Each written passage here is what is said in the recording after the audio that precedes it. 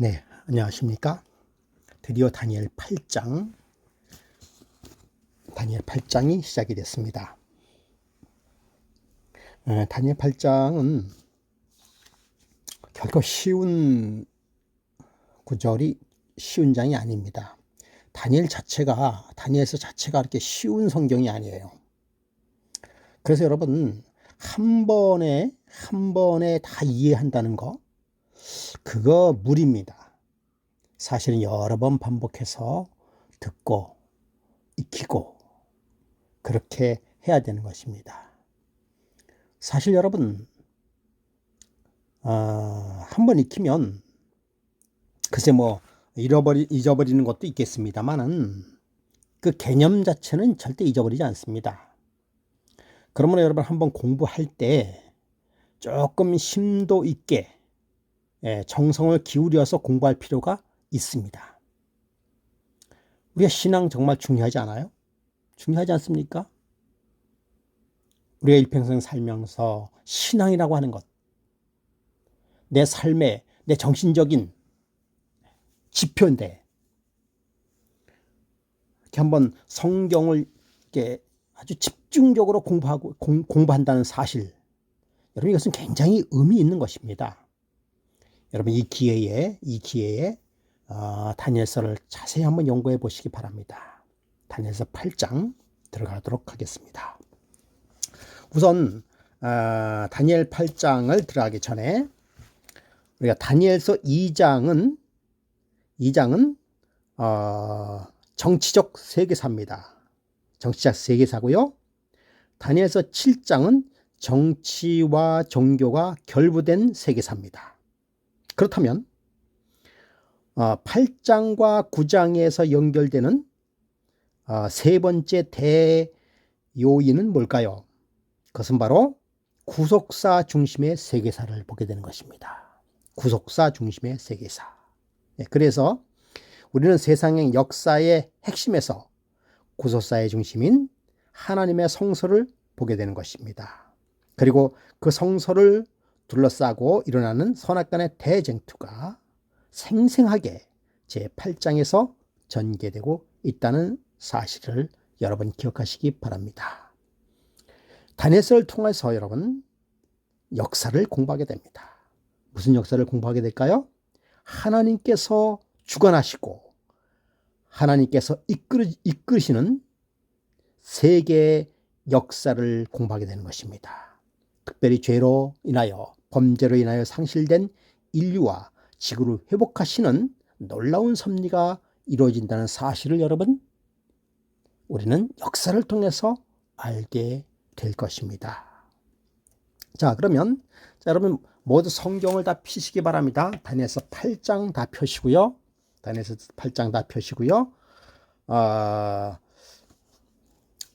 8장은 사실은 또 새로운 게 그렇게 많지 않아요. 조금 관점을 달리 보는 건 있지만은 그동안 다니엘서 2장과 7장에서 공부했던 부분을 다시 한번 복습하되 조금 관점을 달리 보는 것밖에는 없음을 여러분 기억하시면서 지금까지 착실하게 공부해 오셨다고 한다면 결코 어렵진 않을 것입니다. 그러나 여러분 이렇게 확인해 가면서 그리고 결코 만만한 성경은 아니라는 사실도 기억하시면서 왜냐하면 다니엘서는 신학생들이 입학 때도 시험을 보고 졸업 때도 시험을 보며 대학원 때도 시험을 보고 여전히 대학원에 가서도 박사학위에서도 연구해야 될 부분이 다니엘서인 것이죠. 그만큼 여러분 다니엘서는 폭넓고 또 깊이 이해해야 하는 그런 성경임을 여러분 기억하시면서 다소 어렵더라도 이 기회에 조금 더 확실하게 연구하는 기회가 됐으면 좋겠습니다. 자, 다니엘서 8장 1절을 읽어보도록 하겠습니다. 나 다니엘에게 처음에 나타난 이상 후 벨사살 3년에 다시 이상이 나타나니라. 자, 처음 나타난 이상 후 벨사살 3년에 다시 이상이 나타나니라 라고 이야기하고 있습니다. 자, 벨사살은 기원전 553년부터 그의 부왕인 나보니더스와 함께 그 나라를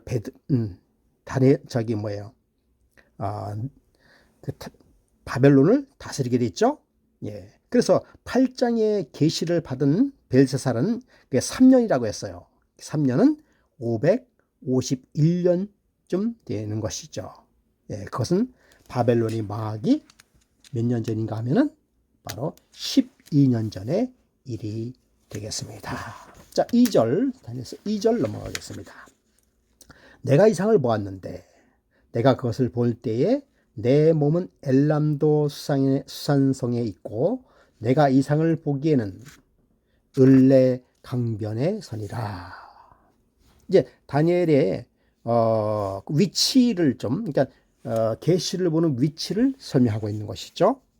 실제로 다니엘은 바벨론에서 멀리 떨어진 수산성에 있었는지 아니면 이제 에스겔 선지자 경우와 같이 혹은 요한의 경우처럼 계시 가운데 옮겨졌는지는 확실치 않지만, 그러나 그가 말하는 이상의 문맥으로 보아서 계시 가운데 겪은 일로 보는 편이 좋으리라고 생각이 듭니다. 자, 을레강은 수산성 북동쪽에 접근하여 흐르고 있는 폭이 아주 900피트 정도로 만든 인조 운하입니다.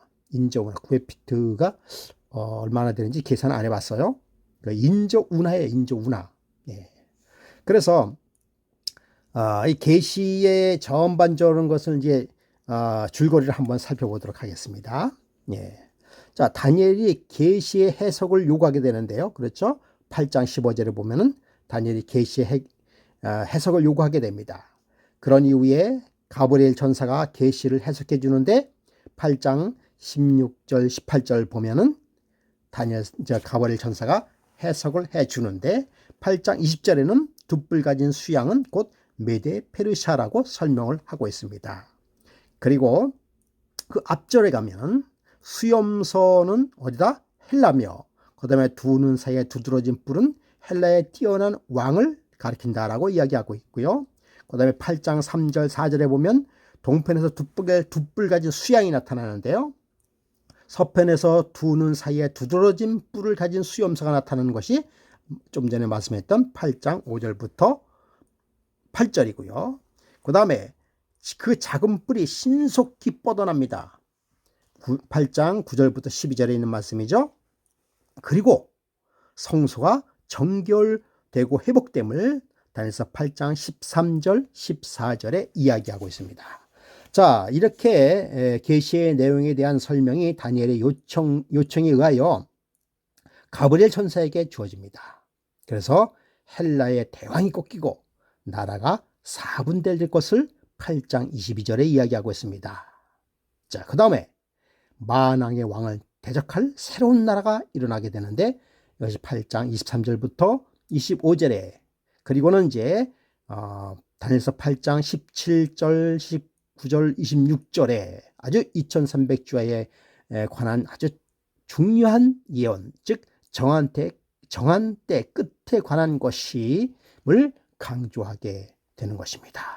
예, 그러므로 8장의 계시를 설명하기 위해서 다니엘에게 보내진 가브리엘 천사는 이 계시가 다니엘로부터 정한 때 끝에 관한 일을 거듭거듭 강조하고 있습니다.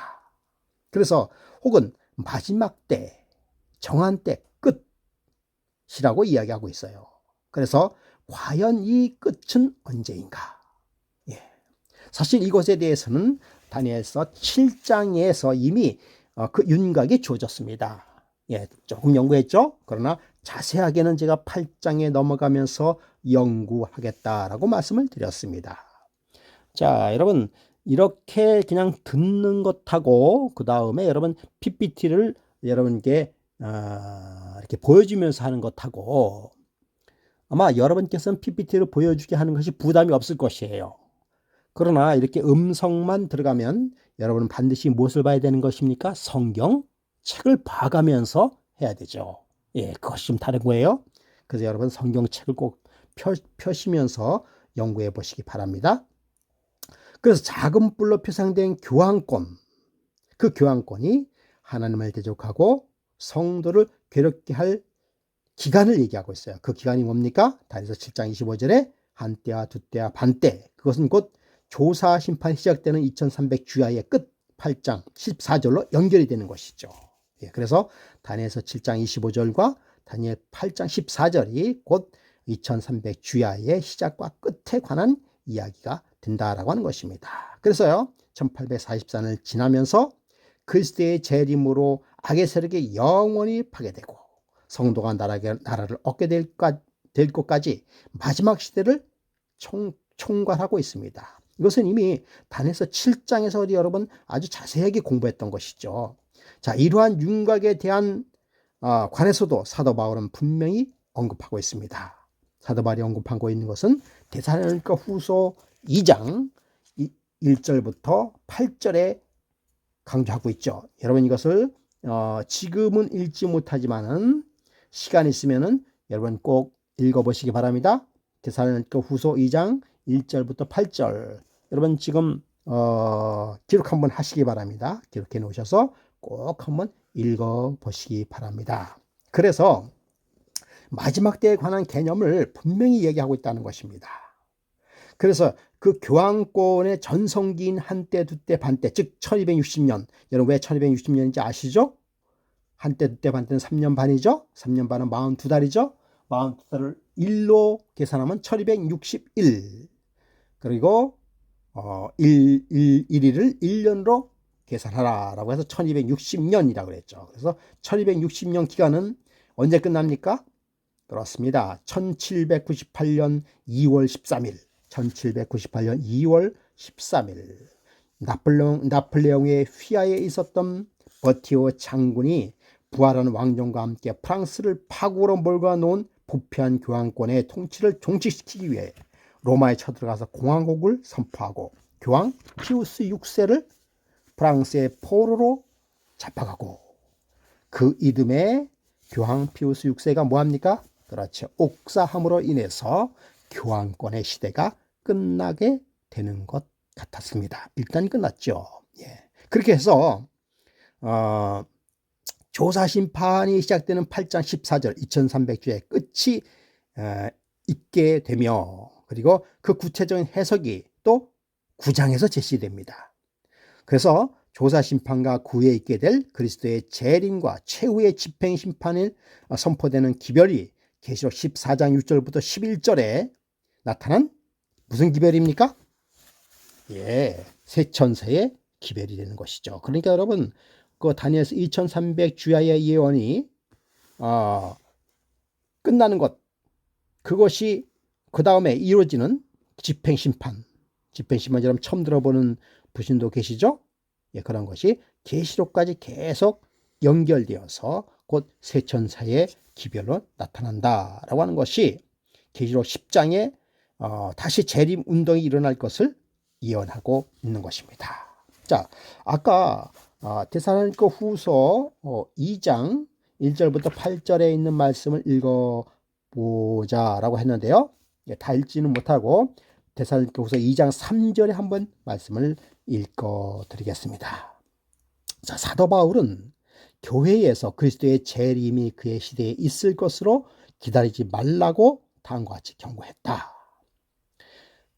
자, 데살로니가 후장 2절 3절에 보면 먼저 배도하는 일이 있고 저 불법의 사람 곧 멸망의 아들이 나타나기 전에 이르지 아니하리라. 그러니까 사도 바울 당시 때에 예수께서 재림하시지 않으신다라고 이미 이야기하고 있다는 것입니다. 무슨 일이 먼저 일어나고 있다고요? 배도하는 일. 그 배도는 뭐예요? 불법의 사람, 멸망의 아들이 일어나겠다라고 이야기하고 있습니다. 여러분 저 불법의 사람, 멸망의 아들이 누굽니까? 작은 뿔이죠. 네, 작은 뿔이 일어나게 된다라고 하는 것입니다.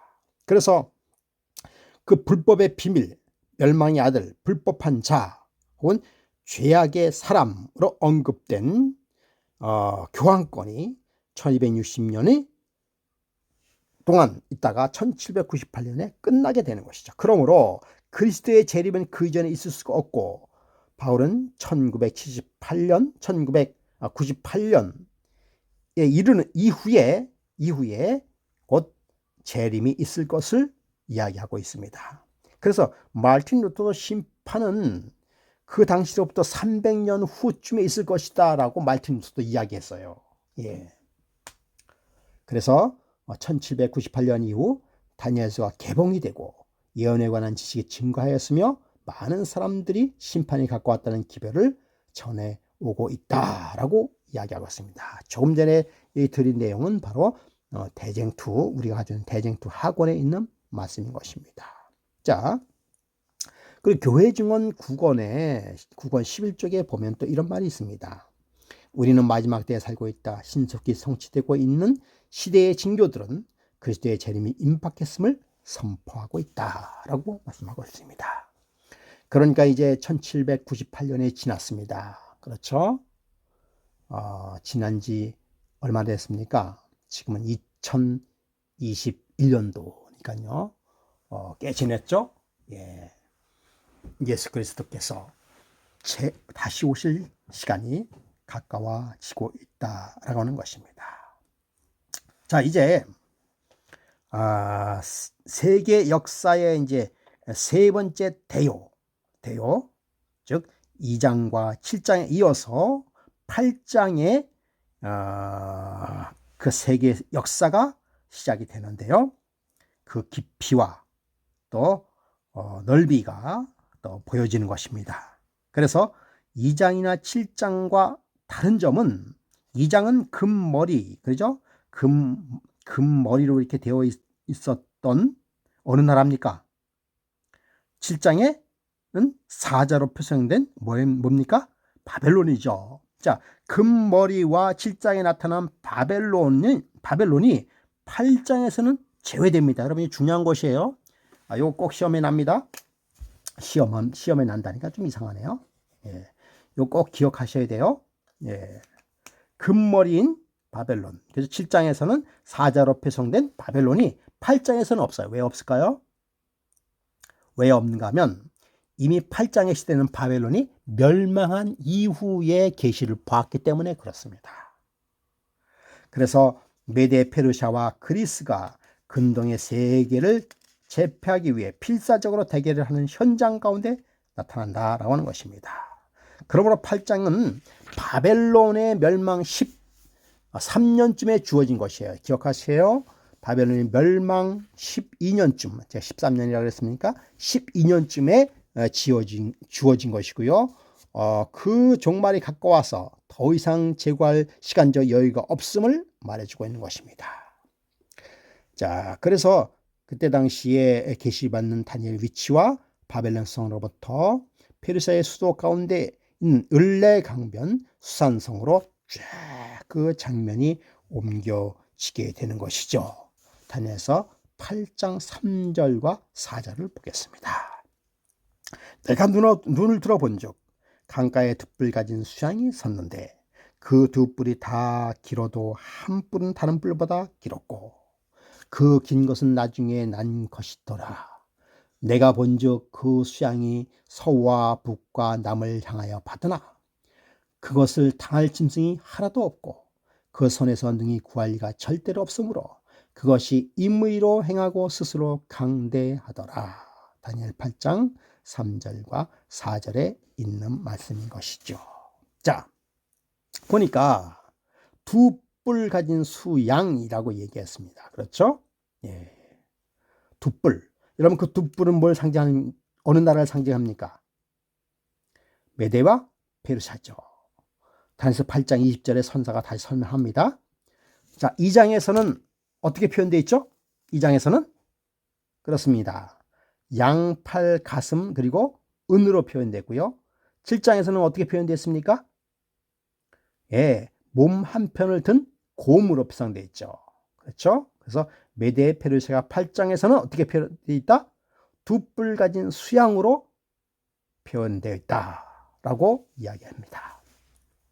자, 여러분 이거 구별할 줄 아셔야 돼요. 예, 이것도 아주 대단히 중요한 것입니다. 예, 지금까지 우리가 아주 차분히 공부를 해 오셨다면은 충분히 알 수 있는 것이죠. 2장에는 양팔 가슴을 꼰 은으로 되어 있고요. 7장에서는 한편 몸을 든 곰으로 표현되어 있고요. 그리고 8장에서는 두 뿔 가진 수양으로 표현되어 있다라고 이야기하고 있습니다. 이때 메데 페르시아는 아리안족이에요. 아리안족. 그래서 아리안족은 이란 고원을 중심으로 해서 나누어졌다가, 그죠? 초기에는 기마병을 가지는 메데가 주도권을 잡고 있었어요. 그러나 기원전 553년에 페르시아의 고레스 대왕이 일어나면서부터 전세는 역전됐습니다. 예, 그리고 550년에 메데를 정복하고, 그리고 539년에 고레스의 주도 아래 바벨론이 멸망되고, 그렇게 되자 페르시아는 큰 세력을 가지게 됩니다. 그래서 두 뿔 메데와 페르시아 다 길어도 한 뿔이 다른 뿔보다 길었다라고 얘기하고 있어요. 예. 한 뿔이 다른 뿔보다 길었다라고 얘기하고 있으니까, 여러분, 그래서 이 긴 뿔은 뭡니까? 긴 뿔은 페르시아입니다. 그렇죠. 긴 뿔은 페르시아를 이야기하고 있습니다. 자, 이제 그 수양에 대하여 조금 더 설명을 좀 드리도록 하겠습니다. 4세기의 역사가, 마르셀루스는 고대 역사에 의하면 페르시아 제국의 수호신은 깨끗한 발과 뾰족한 뿔을 가진 수양으로 묘사되어 있습니다. 그래서 페르시아 왕이 군대의 선두에 설 때에는 왕관 대신에 수양의 머리를 썼다라고 얘기하고 있어요.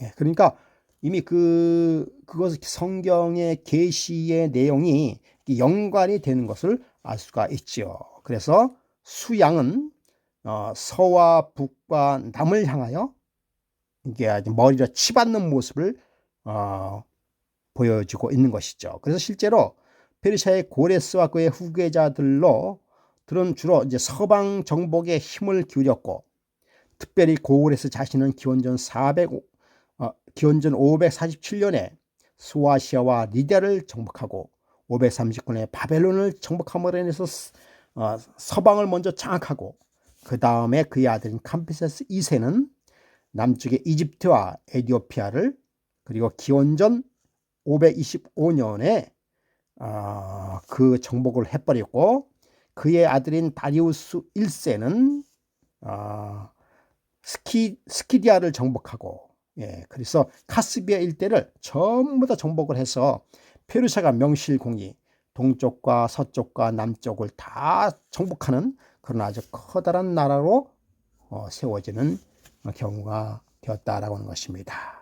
그래서 참 고레스가 일어나기 150년 전에 이사야 선지자가 예언한 대로, 지난번에 말씀을 드렸죠. 그렇죠? 이사야 45장 1절부터 3절에 이미 고레스에 대한 그 해석이 예언이 이미 선포가 되었습니다. 그래서 그 예언이 그대로 이루어지는 사실을 우리는 알 수가 있는 것이죠.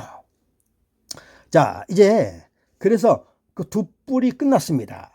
그런데 큰 뿔 가진 수염소를 표현하는데 다니엘서 8장 5절을 한번 보겠습니다. 내가 생각할 때에 한 수염소가 서편으로부터 와서, 이제는 수염소가 나타났어요.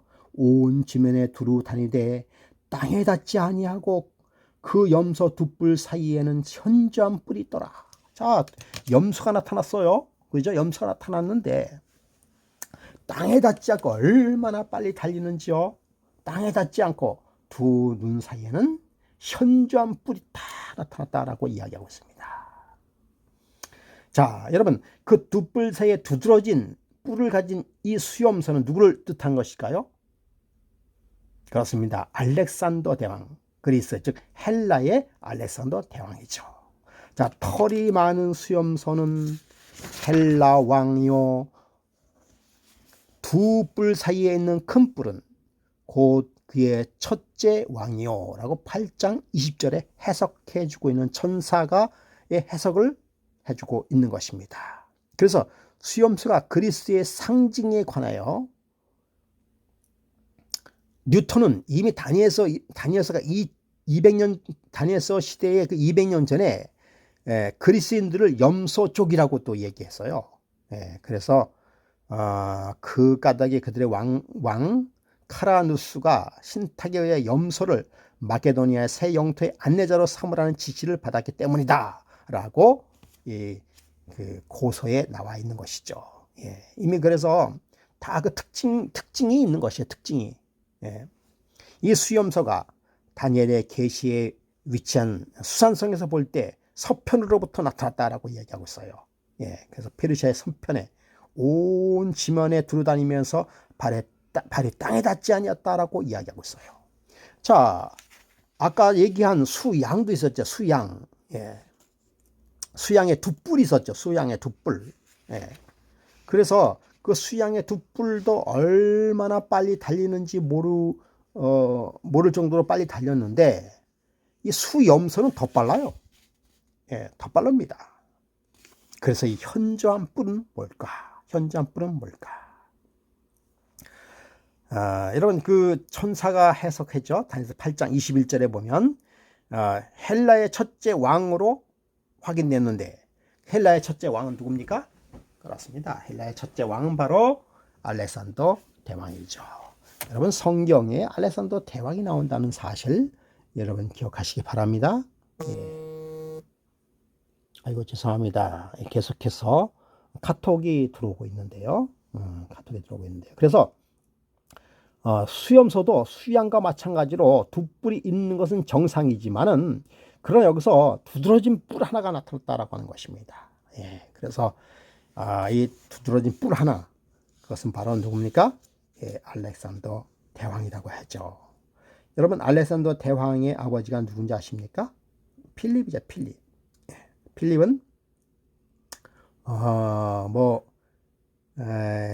에게해나 그리고 그 다음에 마게도니아 등등 그 근동 지방을 또 강력하게 정복해 가면서 연승을 하여 헬라의 도시 국가들을 신속히 정복하고 그래서 기원전 338년 당시 18세 된 그의 아들 알렉산더가 지휘한 케로네아 전투에서 강력한 도시 국가인 터베와 아테네 연합군을 패배시킴으로써 헬라를 완전히 장악하게 이르렀다라고 이야기하고 있습니다. 그래서요 이해남의 그 세계사에 보면 이렇게 이야기하고 있습니다. 아테네의 대웅병가여 애국자인 데모스테네스는 필립을 공격하는 역사에 남는 대웅변을 토하여 이를 경고하였으나 불도저 같이 굴러오는 팔랑스 부대의 전진과 번개같이 덤벼드는 마케도니아 기병대의 돌격에 헬라의 도시 국가들은 간단히 새 주의를 맞아 들이고 말았다라고 이미 이해남의 세계사에서 이야기하고 있는 것이죠. 예. 그래서 이 필립은 정복한 헬라의 모든 도시 국가들을 마게도니아의 연맹체로 재조직해서 연맹군의 총사령관이 되어서요. 헬라인들의 숙적인 페르시아의 정복을 서둘렀고 그러나 출정하기 직전인 기원전 336년에 암살을 당하고 맙니다. 그래서 필립을 아버지로 하고 정복자인 에피루스의 공주 올림피아를 어머니로 하여 기원전 356년에 태어난 알렉산더는 심한 불화 가운데 있었던 아버지와 어머니 사이에서 어머니 편을 택함으로 인해서 아버지와 적대 관계를 갖고 있다가 암살당한 이후에 336년 20세의 젊은 나이에 왕위에 오르게 되는 것이죠. 그러니까 알렉산더 아버지는 뭐 했다고요? 예, 암살당했다는 것입니다. 예. 그럼에도 불구하고 나라를 잃지 않고 젊은 나이에 그러니까 그 어머니가 알렉산더를 보호했어요. 예. 그래서 그 은근히 여성의 힘이 셌다는 것이죠. 예. 그래서 333년에 그가 왕으로 즉위했다라고 하는 것입니다. 그의 나이 20세였어요. 그래서 그는 페르시아 정복을 위해서 3만 5천 명의 소수 정예를 이끌고 달랜 걸음으로 헬레스폰트 해협을 건너서 그리고 나는 듯이 페르시아 영토를 진군해 가서 알렉산더 대왕은 이렇게 모든 영토를 정복하게 되는 것이죠. 그리스, 마케도니아 일대를 서편에서 두드러지게 나타났다. 그래서 마치 성경에 나와 있던 그 수염소의 뿔이 하나가 다 나타나서 질주하는 그런 모습처럼 알렉산더 대왕은 그렇게 힘을 얻었다라고 하는 것이죠. 드디어 그 이상의 그 계시에서 본 것처럼 수양인 메데 페르시아와 수염소인 그리스의 숙명적인 대결이 풀어지게 되는 것이죠. 다니엘서 8장 6절과 7절을 한번 보도록 하겠습니다. 이거 매우 중요한 성경 구절이에요. 잘 이해해야 됩니다. 다니엘서 8장 6절부터 7절에 있는 말씀 제가 읽어드리겠습니다. 그것은 뭡니까? 그리스죠. 그리스. 그것이 그리스가 두 뿔은 뭡니까? 메데 페르시아를 가진 수양, 두 뿔 가진 수양. 나중에 두 뿔 가진 수양이라고 했어요. 그 수양은 뭡니까? 아까 얘기했던 페르시아입니다. 두 뿔을 가진 수양. 그래서 메데 페르시아가 있었지만은 그러나 페르시아가 정복하게 되는 것이죠. 그래서 수양은 페르시아입니다. 내가 본바 강가, 즉 강가는 어느 강가입니까? 을레 강가에 섰던 수양이죠. 페르시아에게 나아가되 분노한 힘으로 그것에게 달려들. 그것이 뭡니까? 페르시아죠. 달려 들어갔더니 내가 본즉 그것은 뭡니까? 그리스가 수양 페르시아에게 가까이 나아가서는 더욱 성내어 그 수양 페르시아를 쳐서 두 뿔 메데 페르시아를 꺾으나 수양 페르시아에게는 그것 그리스를 대적할 힘이 없으므로 그것이 수양을 땅에 엎어뜨리고 짓밟았으며 그것은 뭡니까? 그리스죠. 수양은 페르시아죠. 능히 수양은 그리스 손에서 벗어나게 할 리가 없었더라. 여러분 성경 8장 6절 7절을 읽을 줄 알아야 되는 것입니다. 그래서요 그런 세계에서 역사에서 아주 유명한 전쟁이 있습니다. 그것이 뭡니까? 페르시아 전쟁이죠. 페르시아 전쟁. 즉 페르시아와 그리스의 싸움이죠. 처음에는 페르시아가 선제 공격을 했어요. 그래서 여러분 우리가 기억하고 있는 마라톤 경주 기억하시죠? 기원전 490년 다리우스 1세의 마라톤 전쟁에서 그 다음에 480년에 크세르크스의 데오모빌레 전쟁 등 양간의 큰 전쟁의 두 가지가 심각한 전쟁이 있었습니다. 그래서 이렇게 처음에는 페르시아가 이기는 듯 했어요. 그러나 오랫동안 페르시아는 전쟁에 시달려왔고 헬라인들은 그 해물군 원하로 복심에 불타서 이제 20대 젊은 알렉산더 기지 아래 페르시아가 흔들리기 시작됐습니다. 그래서 헬라인들이 정복한 수염소 분노한 힘으로 달려가서 그 분노라는 뭡니까? 아주 그냥 힘있고 말이에요. 그래서 그 수양과 수염소의 그 맹렬한 싸움 세 차례의 그 싸움이 있었어요. 첫째는 기원전 333년에 헬레스폰트 해협에서 페르시아군과 싸웠던 것이죠. 아까 여기서 알렉산더 군사들은 에게 해변을 따라 쉽사리 남아할 수 있었어요. 그리고 그 다음에 세 번째 333년에 소아시아 중앙에 돌파한 그리스 군사를 알렉산드리아의 그 왕과 대전투가 벌어져 있었습니다. 그 다음에 세 번째는 다리우스 3세 때 최후의 결전을 벌였는데 여기서 어떻게 됩니까? 그렇습니다. 페르시아가 완전히 패하게 됨으로 인해서 바벨론 수사를 넘기게 되었던 것이죠. 그래서 악벨라 전투죠. 악벨라 전투. 여러분 악벨라 전투에서 겨우 목숨을 건진 다리우스는 악벨라 전투를 통해서 마지막 전투였었죠. 페르시아의 다리우스는 험준한 상을 넘어 메대로 도망을 갔죠. 그래서 330년 봄 알렉산더는 그 군사를 이끌고 도망가는 아리우스 은신처를 찾아내서 그 엑파티나로 쳐들어갔죠. 그런데 다리우스가 엑파티나로 도망하려 갔으나 알렉산더의 군사들이 다리우스를 추격하고 있었죠. 예. 그러다가 그 다리우스가 그의 배신한 그 신하의 베스수에 의해서 세례되고 말했습니다. 예. 그러므로 인해서 완전히 페르시아가 망하게 되는 것이죠.